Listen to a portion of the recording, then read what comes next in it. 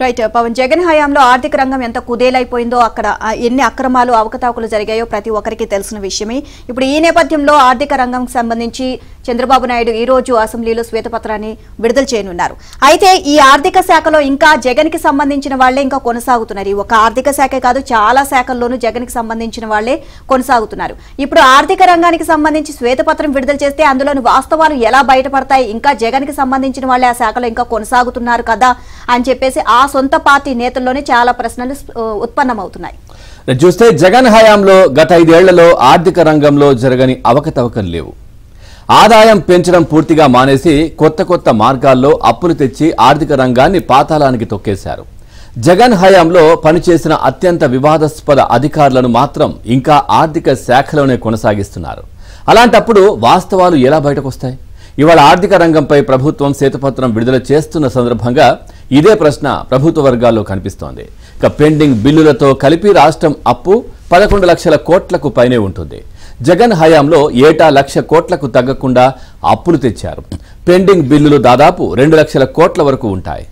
ఏపీఎస్డీసీ, beverages corporation, APRDC, ఏపీఎస్ఎఫ్సిఎల్ ల ద్వారా రాజ్యాంగాన్ని ఉల్లంఘించి ఖజానా ఆదాయం మళ్లించి మరీ అక్రమ మార్గాల్లో అప్పులు తెచ్చారు. అలాగే విద్యుత్ కార్పొరేషన్లు, సివిల్ సప్లై కార్పొరేషన్, ఇంకా ఇతర కార్పొరేషన్ల ద్వారా అప్పులు తెచ్చి ప్రభుత్వం సొంత ఖర్చులకు వాడారు. అలాగే ప్రభుత్వానికి పనులు చేసిన కాంట్రాక్టర్లను జగన్ సర్కార్ రాచి రంపాన పెట్టింది.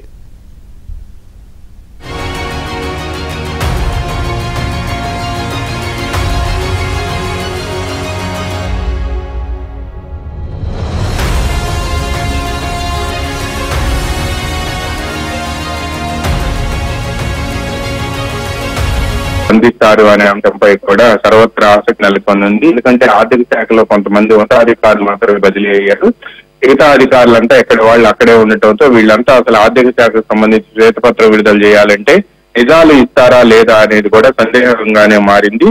ప్రస్తుతం రాష్ట్ర ప్రభుత్వం దాదాపుగా గత 5 సంవత్సరాల కాలంలో అంటే 2019 నుంచి 24 వరకు 11 లక్షల కోట్లకు పైగా అప్పులు చేసింది. పెండింగ్ బిల్లులతో కలిపి ఈ 11 లక్షల కోట్ల అప్పులు పెండింగ్ బిల్లులతో కలిపి ఉన్నాయి.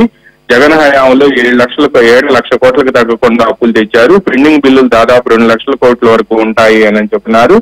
దీంతో పాటు Andhra Pradesh civil supplies corporation, Andhra Pradesh beverages corporation, తర్వాత ఏపీ ఆంధ్రప్రదేశ్ స్టేట్ ఫైనాన్షియల్ కార్పొరేషన్లు, ఇటువంటి కార్పొరేషన్ల ద్వారా అనేక నిబంధనలను ఉల్లంఘించి 1,000 కోట్ల రూపాయల అప్పులు తీసుకొచ్చారు. సుమారు 25,000 కోట్ల రూపాయల ఆంధ్రప్రదేశ్ స్టేట్ ఫైనాన్షియల్ కార్పొరేషన్ ద్వారా తీసుకొచ్చారు. భవిష్యత్తులో వచ్చే మధ్య ఆదాయాన్ని కూడా తాకట్టు పెట్టి ఈ అప్పులు తీసుకురావటం అప్పట్లో సర్వత్రా విమర్శలకు దారితీరింది. కేంద్ర ప్రభుత్వంలోనే ఆర్థిక శాఖలోని ఎక్స్పెండిచర్ కంట్రోల్ విభాగం కూడా దీనికి సంబంధించి అక్షింతలు వేసింది. మీరెవరూ కూడా ఈ విధంగా ఈ అప్పులు తీసుకురావటం నిబంధనలకు విరుద్ధమని, ఏ నిబంధనల ప్రకారం అప్పులు తీసుకువచ్చారు అని కూడా అప్పట్లో ఆర్థిక శాఖ ప్రశ్నించింది. Cantonment auditor general of India కూడా దీనిపై అభ్యంతరం అనేసింది. కార్పొరేషన్ అప్పులు చూపించకుండా మామూలు ఎఫ్ఆర్డిఎం అప్పులే చూపించడం పట్ల కూడా అప్పుడు అభ్యంతరం వ్యక్తం చేయటమే కాకుండా కార్పొరేషన్ అప్పులను కూడా రాష్ట్ర అప్పులకి చూపించాలి అని చెప్పి కూడా అప్పట్లో కాగ్ రాష్ట్ర ప్రభుత్వాన్ని ఆదేశించింది.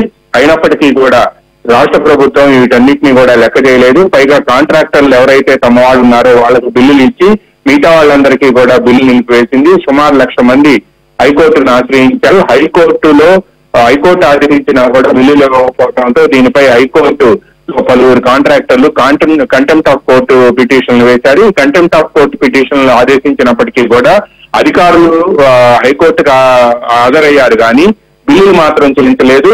కేవలం అసమర్థులకు ఎవరైతే తమ వాళ్ళు ఉన్నారో వాళ్లకు మాత్రమే బిల్లు చెల్లించి మిగతా వాళ్ళందరికీ కూడా ఎగ్గొట్టేశారు. దీంతో ఆ కాంట్రాక్టర్లు అనేక మంది ఇప్పటికీ కూడా కోర్టు చుట్టూ తిరుగుతున్నారు. గత 5 సంవత్సరాల కాలంగా రాష్ట్రంలో ఆర్థిక విధ్వంసం జరిగింది అని చెప్పి కూడా తెలుగుదేశం అప్పటి నుంచి ఆరోపిస్తూ వచ్చింది. ఈ రోజు తెలుగుదేశం కూటమి ప్రభుత్వం ఆంధ్రప్రదేశ్ అసెంబ్లీలో చివరి రోజైన శుక్రవారం నాడు ఉదయం 11 గంటల నుంచి 12 గంటల మధ్యలో శ్వేతపత్రాన్ని విడుదల చేయాలి అని భావిస్తుంది. ముఖ్యమంత్రి చంద్రబాబు నాయుడు ఇప్పటివరకు 6 శ్వేతపత్రాలు విడుదల చేశారు. ఈ రోజు రాష్ట్ర ఆర్థిక పరిస్థితిపై అత్యంత కీలకమైన శ్వేతపత్రంగా దీన్ని భావిస్తున్నారు.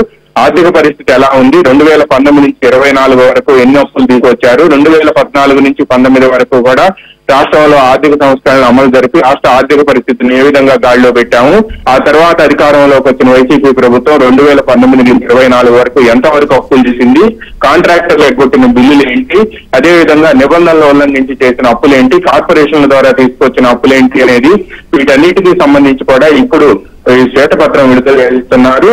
దీంతో పాటు టీడీపీ కూటమి ప్రభుత్వం అధికారంలోకి వచ్చిన వెంటనే రాష్ట్రంలో అప్పు పరిస్థితి ఇవ్వాలి అంటే ముందు 8,000 కోట్ల నుంచి ఆర్థిక శాఖ అధికారులు అప్పులు ఉన్నాయని ప్రారంభించారు. ఆ తర్వాత ప్రభుత్వాధినేతలు పదే అడిగితే ఆర్థిక మంత్రి పయ్యావుల కేసు, ముఖ్యమంత్రి చంద్రబాబు నాయుడు మొత్తం అప్పులు ఇవ్వాలి అని చెప్పి ఆర్థిక శాఖ అధికారులను ఆదేశించడంతో సుమారు 60,000 కోట్ల వరకు కూడా అప్పులు ఉన్నాయి అని చెప్పి ఇప్పుడు తాజాగా లెక్కలు తెరిచారు. అయితే ఈ ఫిగర్స్ కూడా ప్రభుత్వాధినేతలు నమ్మడం లేదు.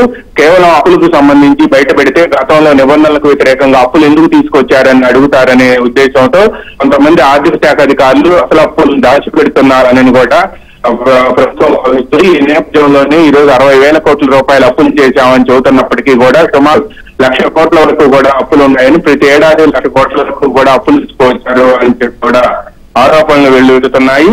అందువల్లనే 11 లక్షల కోట్ల పెండింగ్ బిల్లులతో కలిపి అప్పులు ఉన్నాయి అని చెప్పి కూడా భావిస్తున్నారు. ఈ రోజు శ్వేతపత్రంలో ఎంతవరకు నిజాలు చెబుతారనేది కూడా వేచి చూడాల్సి ఉంది. ముఖ్యంగా ఆర్థిక శాఖలో గతంలో పనిచేసిన అధికారులు ఉండటంతో నిబంధనలకు వ్యతిరేకంగా తీసుకొచ్చిన అప్పులను బయటకు వెల్లడిస్తే ఇది తమ మెడకు చుట్టుంటుందనే ఉద్దేశంతో పాత అధికారులు వీటిలన్నింటినీ కూడా తొక్కిపెడుతున్నారని పెద్ద ఎత్తున విమర్శలు వినిపిస్తున్నాయి.